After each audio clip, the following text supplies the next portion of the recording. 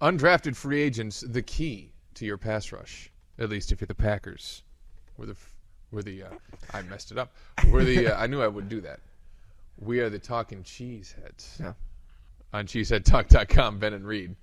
I'm surprised you even get cheeseheadtalk.com right. You're not referencing our old radio show. You're right. It's hard because these things get stuck in your head. They do. Yahara Bay gets stuck on my taste buds. Hey. Segue. Hey. Hello. Well, and speaking of your taste buds, Ben, you can actually go to yaharabay.com and see recipes, right? You can use these premium spirits in, and you can order spirit-infused jams, spirit-infused chocolates, a lot of good stuff there. So it's not just about the liquor, okay? Yaharabay.com's got it's got where you can go buy the liquor around the South Central, Wisconsin area, right? Where you can drink it at fine establishments. Yeah. Bootleggers, as we used to call them. So a lot of stuff. And you go to their site, yaharabay.com. You can link to it right here through the free agents page. There's something there about picking juniper berries. I said the free agents page. Well, it still is the free agents page, so we change that. Right. We will. We're changing the title of the show. It's a metamorphosis. It is a transition, if you will. We've listened to you, the cheeseheadtalk.com devotee. Devotee. Whatever. And you said the free agents is stupid. So we're changing it. Yes. That's how responsive we are. Talking cheeseheads. And we're talking right now about the Green Bay Packers. And I think they've definitely solved their pass rush issues. Really? All these people say you didn't address your pass rush. Yeah. Clearly, they have found some undrafted free agents who will get the job done. Yeah. One of them had 10.5 sacks last year at Central Michigan for the FCS. Boom. If I may.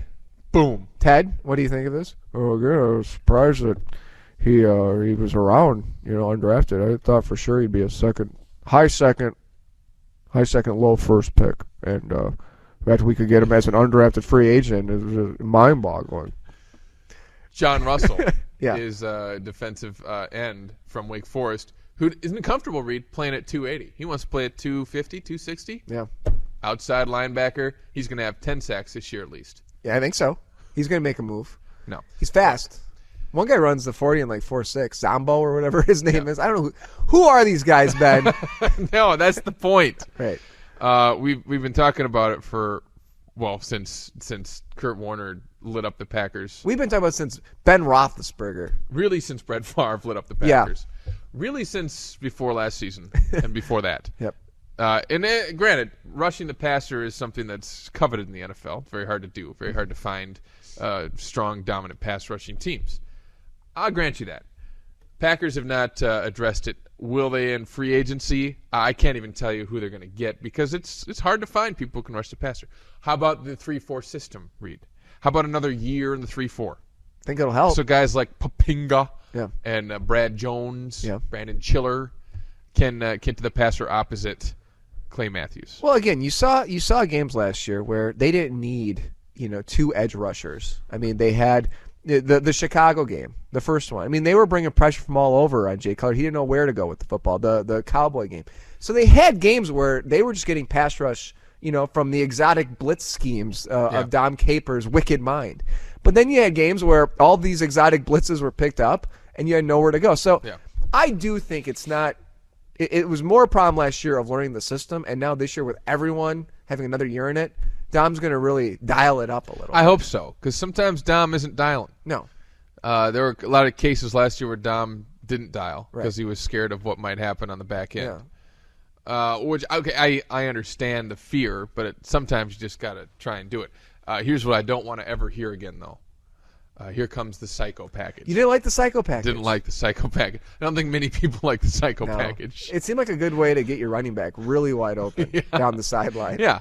Somebody left him unchecked, if you will, running down the sideline. I think it was actually the one nose tackle's responsibility to get out and cover, while all the linebackers were just going psycho. They did. And they didn't know where to go. Scare the linemen by going, here we go! Yeah. I heard that the reason they moved the umpire now to the backfield was because of the psycho package. Yeah. Because there were just too many damn linebackers running around. I know. Some of these undrafted free agents are going to go psycho. Yeah. That's why you need them, because you actually have a scheme, a set, a formation where you have 9 linebackers on the field. It's 9 linebackers, B.J. Raji, and Charles Woodson on the back end. It's psycho. Yeah, it's crazy. What you're talking about here, though, and you tell me if you think I'm wrong.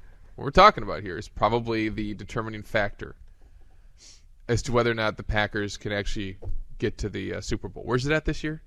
Is it San Diego? I don't know, but it's the determining factor. Right.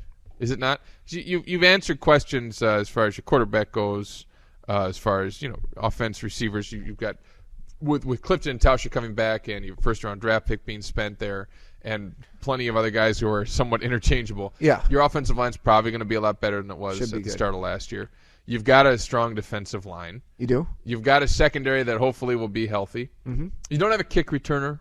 You might. They got this guy from the CFL, Canadian Football League. Did you see that? Yeah. He's going to return some kicks. Remember, in Canada... I love guys who dominate in lower leagues because they're usually... sometimes they're the diamond in the rough. In Canada, Ben, the field's 150 yards long, so you have to really work a lot harder to return a kick. So if you've had success there, oh no, they got the dude from Miami too, the guy who ran one back against the Badgers in the bowl game. Yeah. He's going to be a kick returner. He was undrafted too. They got Will Blackman coming back. They got Will Blackman coming Jordy back. Nelson. So he'll be good for about 5 games before he busts an ankle. And they've got an Australian punter. I like so Australian we're punters. Set. I do. Those guys tackle. Yeah. So what you're saying, Ben, is your concern is pass rush. Pass rush. Pass rush. Well, I think you could count on the defensive line to give you more. And this Mike Neal character they got from Purdue sounds like the type of guy who can get a pass rush as a 3-4 defensive lineman. Cullen Jenkins, I mean, he can get a pass rush. He can. B.J. Raji, you have to assume, will get more of an interior push. But the problem push. last year was that some of these guys were in the old mindset, like Cullen Jenkins, that they have to rush the passer until Dom Capers was able to convince them, no, in the 3-4, you got to leave that up to the linebackers. We got to work as a team. Right. So I'm focused more on those. Given that factor, I'm focused more on the linebackers and who can actually Ben, get home. What really? And I know a lot about football. Just want to say this, okay? Yeah. The outside pass rushers, what they give you are the big sacks, like the fumble sacks, Yeah. But really, what makes quarterbacks uncomfortable, and I heard this on a show once, and it makes sense, is you can bring as much outside pressure as you want if there's still a pocket for the quarterback to step up in and have lanes. What you need is that the 3 guys in the front to get a push. The B.J. So the pocket collapses, Ben. It's the collapsing. So there's nowhere to go. Right. Yeah. And Ben Roethlisberger can't just spin out of arm tackles and go crazy. So I think it's just as much. Yes, right. That's why he has all this frustration when he goes to the bar. Yeah. But his okay. Anyway, I didn't want to go down that road. The point I'm trying to make here, Ben, is that you need to count on the defensive line to get a push as well. So it's not all linebackers. We want to blame the linebackers. Oh, Brady Papinga, you Mormon. Oh, Jeremy Thompson. Way to retire early because you're neck. Retire early, yeah. Yeah. Are you just ripping Jeremy Thompson because he can't play anymore? That's what you do. You're beautiful at it. So that's I won't be. Preseason won't matter. Training camp won't matter. OTAs won't matter to me. This will be a complete concern until that first game in Philadelphia is what's going to matter. Probably 5 games in. Who knows? And then that second game against Buffalo at home. Yeah. I don't know what the third game is. It might be Washington. Appreciate that. Yeah. But it's just because the preseason, if we learned something last year, unequivocally does not matter. You're right. Unequivocally? Unequivocally? Non-equivocally? We're the talking cheeseheads. Yep. Working on our vocab. That's what we do every day. Right. Free agents page, which will soon become the Talking Cheeseheads page. Check it out for all of our segments. And also, you can give us your opinion on the Cheddar line, 877-350-9732, or the Cheddar Tube. You can post. Do your own rant. Post it up. Post it up, baby. Become a Talking Cheesehead yourself. We are the Talking Cheesehead. He's Reed. I'm Ben. CheeseheadTalk.com.